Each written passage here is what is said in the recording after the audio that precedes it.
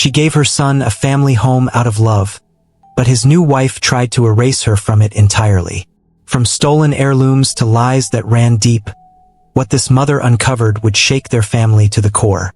But she had one powerful secret the daughter-in-law never saw coming, and it changed everything. Watch this story to the end, and I promise you will love it.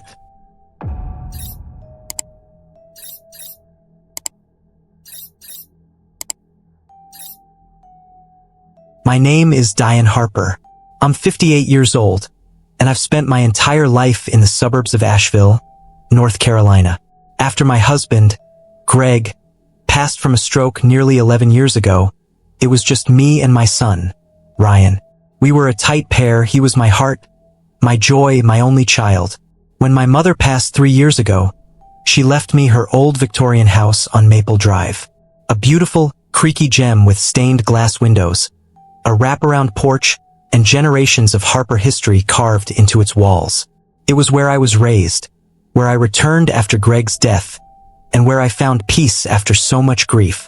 Ryan had been trying to find his footing in life. At 30, he had finally landed a solid position with a marketing firm and started thinking seriously about his future. When he told me he wanted to move out of his cramped apartment and start fresh somewhere quiet, I knew what to offer. I told him, "The Maple Drive house is yours to live in, rent-free. Fix it up if you'd like. It's still in my name, but it's yours to make a home." He got quiet on the phone, voice thick with emotion. "Are you serious, Mom?" "Dead serious," I said. "Your grandpa would have wanted you to have it too." He moved in the following weekend. I watched him cross the porch carrying boxes with a goofy grin on his face, and I felt proud, like I was passing the torch. But that feeling didn't last. He wasn't alone for long. He moved in with his new girlfriend, Alexa. They have been dating a few months. She was stunning, sharp dresser, confident, but something about her smile always felt like it was hiding something. She carried herself like someone used to being in control of the room. First, I welcomed her. I brought over homemade biscuits and sweet tea the day after they moved in.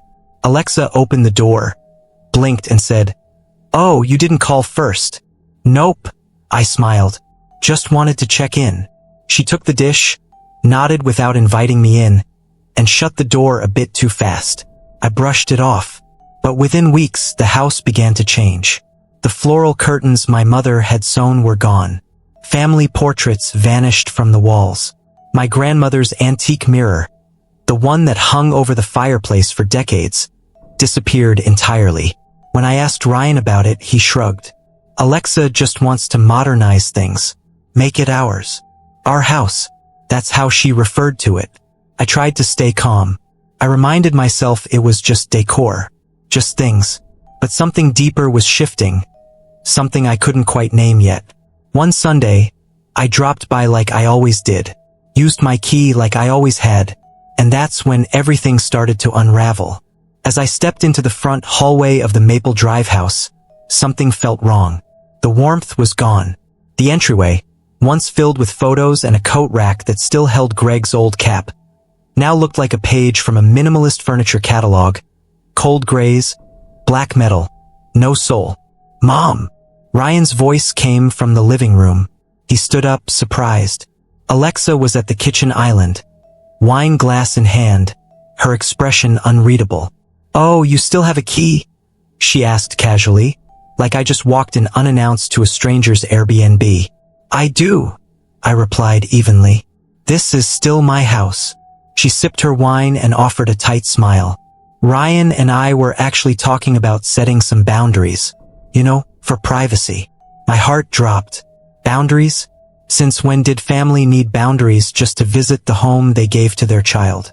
Then, with a flick of her hand, she showed me a diamond ring I hadn't seen before. "Ryan proposed last week," she said. "We were going to tell you at dinner." I stood still, stunned. "Congratulations," I managed, though it came out quieter than I intended. After that, things spiraled quickly. Ryan called a few days later and asked, so gently it made my stomach hurt, if I could maybe start calling ahead before stopping by. "Alexa's just trying to make the space feel like hers, Mom," he explained. "She says it's hard to relax with the door always open." Relax. I was the one who had raised him in that house.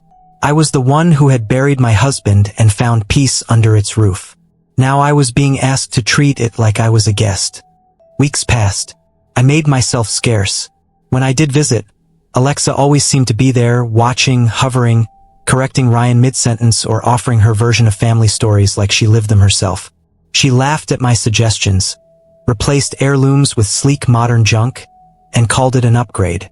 But the final straw came one Saturday when I stopped by to grab some old documents I had left in the study closet long time ago. Ryan hadn't responded to my text, but I still had keys to the apartment, so I decided to stop by and pick it myself. As I stepped inside, silence greeted me. The place felt sterile, empty. I walked past the stairway where my mother once hung every school picture of Ryan from kindergarten to senior year. All gone. In their place was an abstract painting, black and white blocks that said nothing and meant even less. The office had been transformed. Where my filing cabinet once stood was now a vanity table lit with ring lights and scattered makeup palettes. Alexa's studio, my personal documents, gone. My heart began to race. Then I spotted her laptop, open on the desk. I shouldn't have looked, but I did. On screen was a listing, my grandmother's antique lamp, selling for $850 under a username, Lex Home Vibe.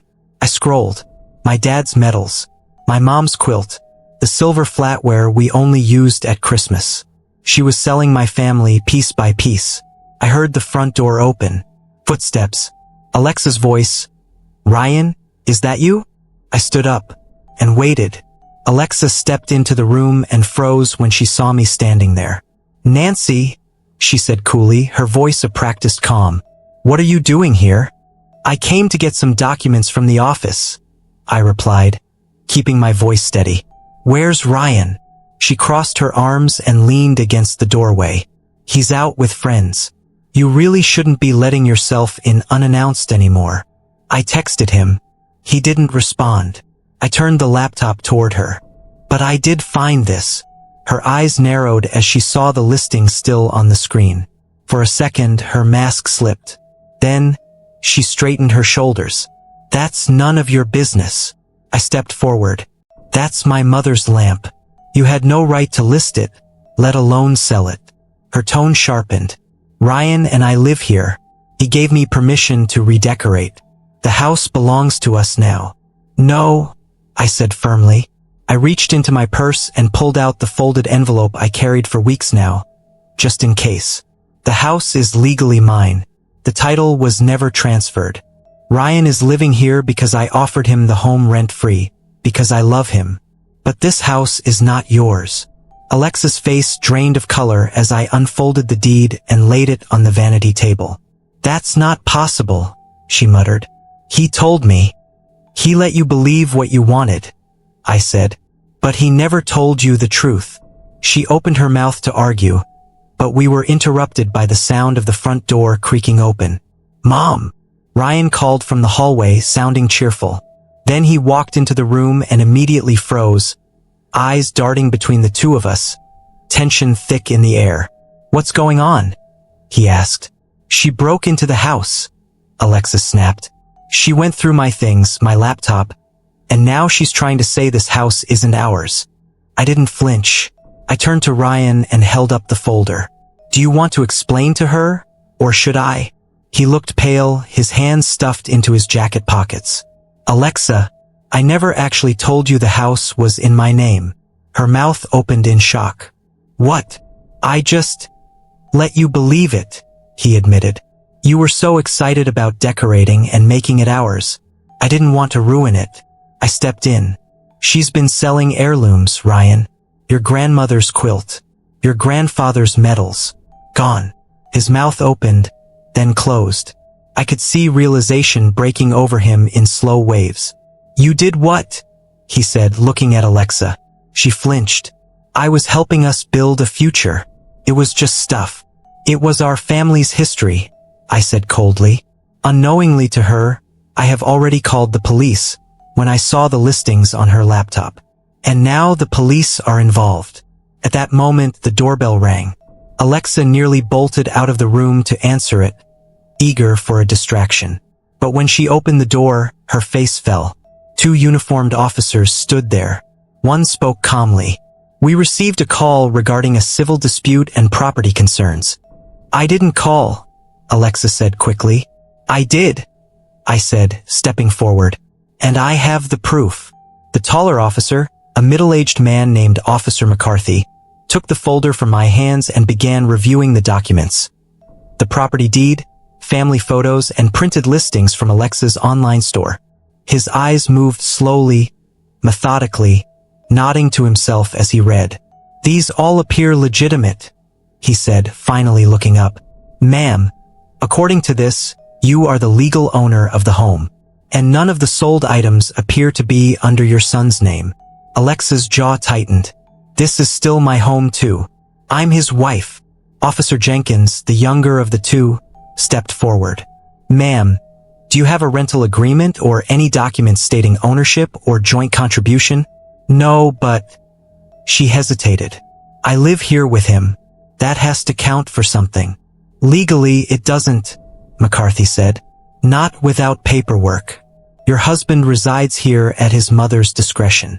If she requests that you leave, we're obligated to support that." I glanced at Ryan. His face was pale, torn between guilt and disbelief. "Are you really going to let her kick me out?" Alexa turned to him, eyes wide, voice breaking. "After everything we've built here?" Ryan looked down at the floor, then up at me. His voice came out rough but clear. "I think we've been building something fake. I've let too much slide. I should have told you the truth from the start." Alexa stepped back as if he'd struck her. "You don't mean that," she whispered.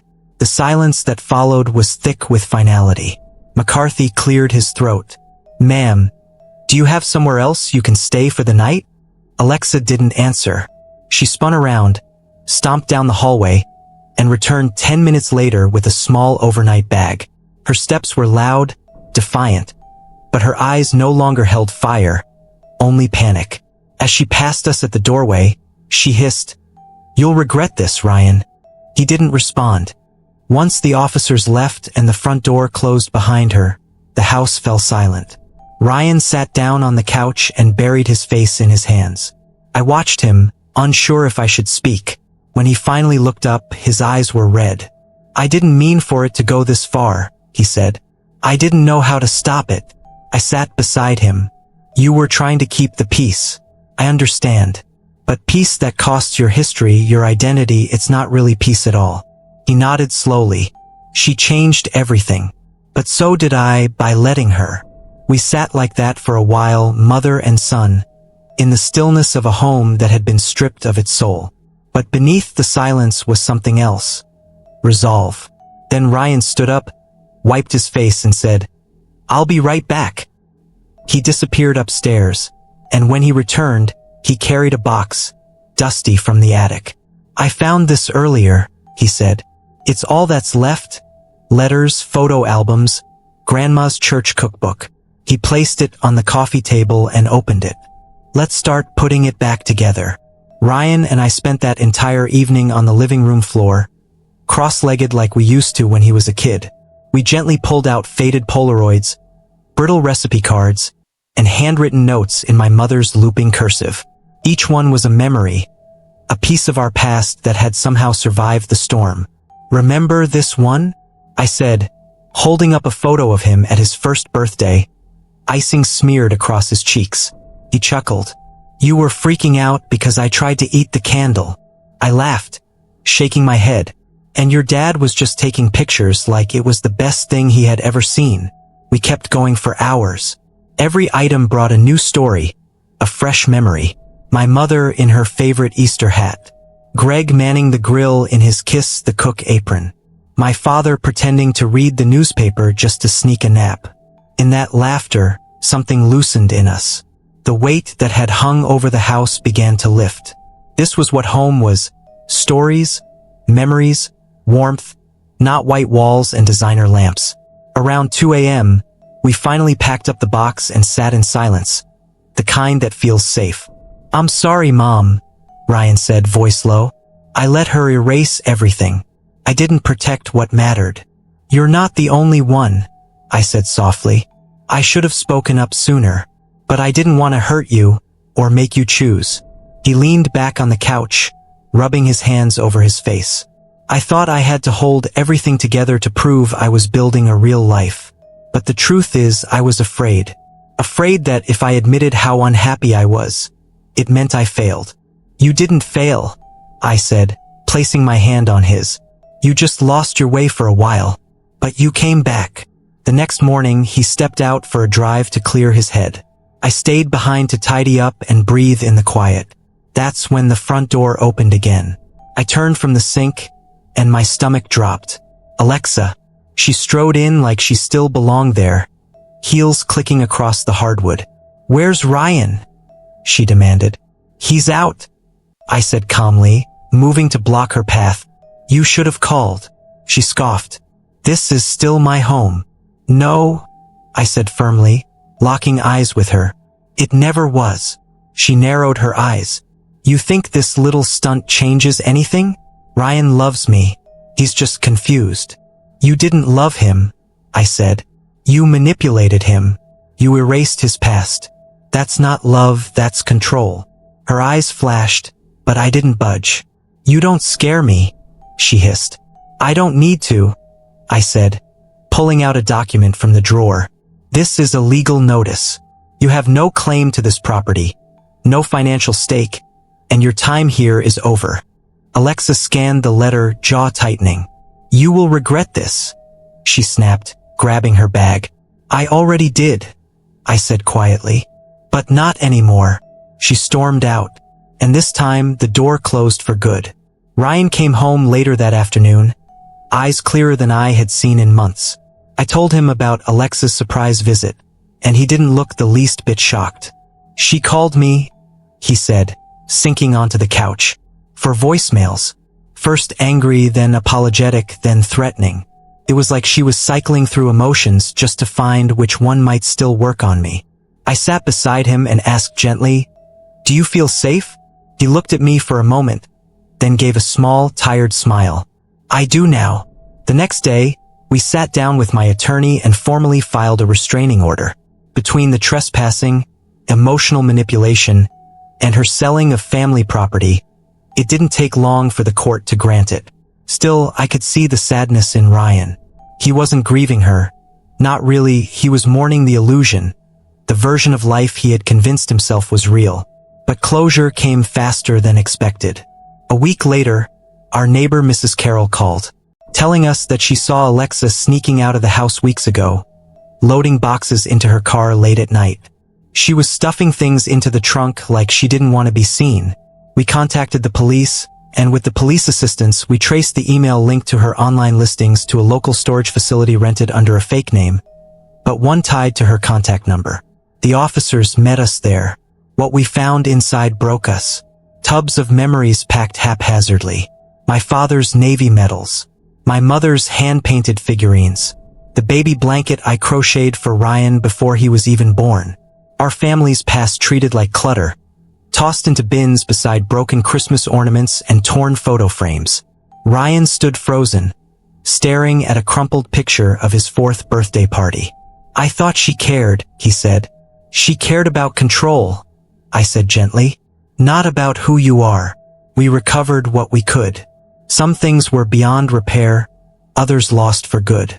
But the quilt was still there, the church cookbook, a few of my mother's handwritten letters. And somehow it felt like we had salvaged the most important pieces, not just of our belongings, but of our identity. Back home, we took it slowly. We weren't just redecorating a house. We were rebuilding a legacy. One Saturday afternoon, we put the old dining table back where it belonged. The one Alexa had replaced with some soulless glass piece. I ran my hand over the wood, still marked by decades of meals, birthdays, and prayers. "I used to think this was just a house," Ryan said as we hung a photo of Grandma Jean on the wall. "But it's so much more." We repainted the walls, rehung family portraits, restored the blue curtains my mother had sewn with her own hands. Everything we touched, we did with intention. Ryan made another big decision that week. He started therapy, on his own, his idea. I want to understand how I let her get so deep into my head, he said, and how to never let it happen again. Weeks passed, and with every visit to his therapist, Ryan seemed to grow lighter, more present. He started cooking again, something he hadn't done in a long time. I would walk into the house to find him stirring gumbo or flipping cornbread in a cast iron skillet like his father used to. "This house smells like it used to," I said one evening as the scent of thyme and smoked sausage filled the air. "That's the idea," he smiled. "I want it to feel like home again, for both of us." We made it a ritual, Sunday dinners, just the two of us. No pressure, no performance. Just laughter, food, and quiet healing. The porch swing creaked again as we sat under the setting sun, sipping sweet tea, fireflies dancing around the edges of the yard. Ryan was designing again, too. He picked up freelance work, mostly helping local black-owned businesses with branding and logos. There was pride in his voice again when he talked about his projects. "I forgot what it felt like to love my work," he said one night, showing me a logo he designed for a soul food truck. "You didn't forget," I replied. "You just had to clear the noise to hear your own voice again." The house was slowly transforming, not into something new, but back into what it was always meant to be. We replaced the modern, sterile pieces Alexa had brought in with old furniture from storage or thrift stores that reminded us of family. The quilt went back on the stair rail. Grandma Jean's hutch returned to the dining room. And the photo wall? It came back bigger than before, with new additions celebrating Ryan's growth. But the shadows of Alexa hadn't disappeared completely. One evening, as I sat on the porch shelling peas, Ryan joined me with a thick envelope in his hands. "I got a call from my attorney," he said. "They served Alexa again. She tried to challenge the restraining order." My stomach tensed. "On what grounds?" "She claimed she contributed financially through emotional investment and labor." He rolled his eyes. "But her lies fell apart fast. The judge dismissed it within 10 minutes. I nodded, relieved. "She underestimated how strong you'd become." "She underestimated both of us," he said. A week later, her whole story began to unravel. Turned out she'd done this before twice. 2 prior marriages, one ending in a protective order. Her resume was padded with fake credentials. Her identity built on charm and half-truths. This time, though, she'd run out of places to hide. She vanished from our lives after that. No more emails, no more calls. Just silence. And for once, it was welcome. Ryan and I sat together that night in the backyard, watching the stars. "Do you think it's really over?" he asked. "I think the worst is," I said. "And what's left is just living again." We toasted with sweet tea. To peace. To truth. To the quiet strength of reclaiming what was almost lost. With the weight of Alexa finally off our shoulders, Ryan and I decided it was time to make sure the past wouldn't repeat itself. He brought it up one Sunday morning as we folded laundry together, sunlight pouring through the window. "I want to do this right," he said. "I want us to protect the house permanently." I nodded. "What do you have in mind?" "A trust. Something legal that guarantees this house stays in the family, no matter what." It warmed my heart to hear him say that. Not just because he was taking initiative, but because he now understood what this home meant, not just to me, but to our entire legacy. So we sat down with my lawyer the next day, and together we drafted a family trust. The house would stay in our bloodline, shielded from outside claims, future partners, or even bad decisions. It was an anchor we could always come back to. When it was done, Ryan looked over at me and said, "It's not just about keeping people like Alexa out. It's about honoring Grandma, Grandpa, Dad, everything they built." I smiled, tears in my eyes. Exactly. The house began to hum with life again. We hosted our first family dinner in years. Cousins drove in from North Carolina and Alabama. Neighbors brought sweet tea and lemon pound cake. Kids played tag in the backyard while grown-ups passed around stories like sacred heirlooms. Alexa's name never came up. Not once. She was a season that had passed. The kind you remember only for the storm it brought, and the sunlight that followed. Later that night, after everyone had gone home and the house was filled with the soft scent of leftover pie and worn wood, Ryan came to find me on the porch. "I signed the lease on that apartment," he said. 10 minutes away. Nothing fancy." I blinked, surprised. "Are you sure?" "I'm ready," he said gently. "Not because I want to leave, but because I want to stand on my own again." With clear eyes this time, I reached for his hand and gave it a soft squeeze. "You'll always have a place here." He nodded. "But now I want you to keep the house. Not just legally, emotionally. I want this to always be your sanctuary." For a long moment, neither of us spoke. We just listened to the wind rustle through the trees. Trees my mother had planted.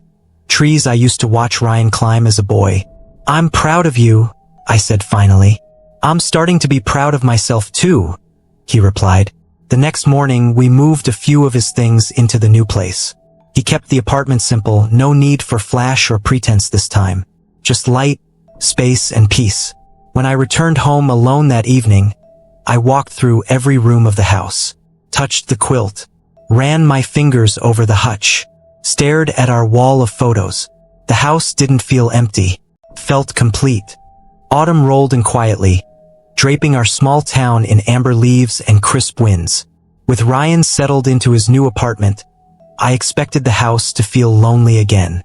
But strangely, it didn't. Felt settled, like it had finally exhaled.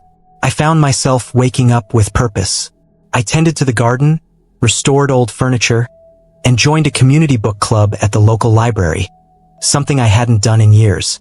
Every corner of the house whispered stories, but they no longer hurt to hear. They were reminders now, not wounds. Ryan came by often, not out of obligation, but because he wanted to. He would drop off fresh flowers for the table, fix the porch swing when it squeaked, or help me scan old photos into digital albums. One Sunday, he arrived early with his laptop under one arm and a basket of apples under the other. "Thought we'd bake something," he grinned. "Look at you, turning into your father," I teased, taking the basket. He laughed. "Careful. I might just start wearing plaid and talking to the lawnmower." We spent the day making apple pie from Grandma Jean's old recipe. The kitchen buzzed with music, cinnamon, and that deep, familiar warmth we hadn't felt in so long. That evening, we sat out on the porch sipping cider, watching squirrels scramble through the trees. "I've been thinking," Ryan said after a while, "about hosting Thanksgiving here this year." I turned to him. "Really?" He nodded. "It just feels right now, and I want to fill this place with people again. With stories, with laughter." I smiled, heart swelling. "Then let's do it. Let's bring everyone back home." The following weeks were a flurry of preparation. We deep cleaned the house, polished silverware, and even rehung a few more photos. Ryan reached out to family we hadn't seen in years. People were thrilled to come back, not just for the food, but for what the house represented. Resilience, love, and connection. One afternoon, while clearing out an old trunk, I came across something unexpected. Ryan's childhood drawing of our family home. Crayons faded, but the lines still bold. The chimney crooked, the swing out front, 3 stick figures labeled, Mom, Dad, me. I showed it to Ryan that night. He stared at it for a long time before speaking. "I used to think this house was just a place I lived, but I see now it was the root of who I am. And I let someone nearly cut it down." I touched his cheek. "But you caught it in time. That's what matters." He placed the drawing in a new frame and hung it in the hallway, right where everyone could see it. Not because it was perfect, but because it was true. The night before Thanksgiving, we lit candles and set the table for 20. As the house filled with the aroma of turkey, sage, and pies, I felt it again, the fullness, the legacy. This home had weathered the storm. Now it was ready to welcome the sunshine. Thanksgiving morning arrived with the smell of cinnamon and the buzz of life. The house, my mother's house, now mine and soon Ryan's, was alive in a way it hadn't been in years. The kitchen steamed with casseroles and simmering pots. Laughter echoed down the halls. Kids played tag through the living room, weaving between adults swapping stories and sipping spiced cider. Everyone came. Cousins from Raleigh, Ryan's old college friends. Even our next-door neighbor Miss Ella brought her famous cornbread and a quilt she'd been stitching since summer. The dining table, once stripped bare and nearly discarded, now groaned under the weight of family recipes and shared memories. As we gathered around the table, Ryan tapped his glass gently. "Before we eat," he said, "I just want to say something." He looked around the room, eyes resting on each face, then settling on me. "A year ago, I thought I had everything figured out. I was engaged, living in this house, and convinced I was finally where I needed to be. But I was lost. I let someone take over my life, and almost take away my family, my roots." He paused, clearing his throat. "This house is more than wood and paint. It's where I learned who I am. And Mom, thank you for never giving up on me, for protecting this place, and me, even when I couldn't see what was happening." The room was silent except for the soft clink of silverware and sniffles from Miss Ella. Then he raised his glass. "To legacy, to family, and to the kind of love that stands its ground." "To love," we all echoed, glasses raised. Dinner was magic. The kind of magic you don't plan for, it just happens. Stories rolled out between mouthfuls of mashed potatoes. Laughter came easily.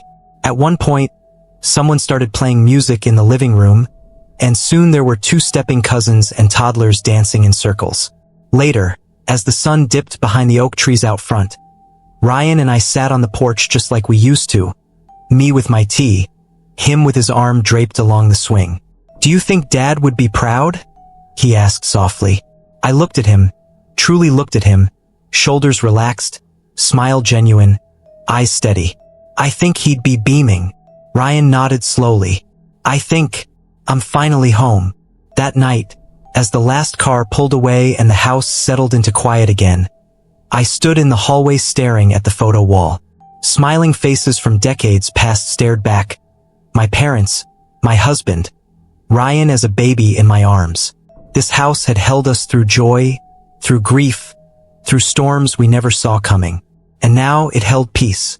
Ryan stepped beside me.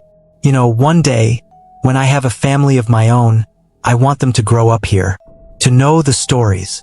"They will," I said, "because this time, the stories won't be forgotten." The home had come full circle, not just protected, but reborn. And for the first time in a long while, I didn't feel like I was holding on to the past. I was standing firmly in the present, with love, with purpose, and with a son who finally understood what legacy truly meant.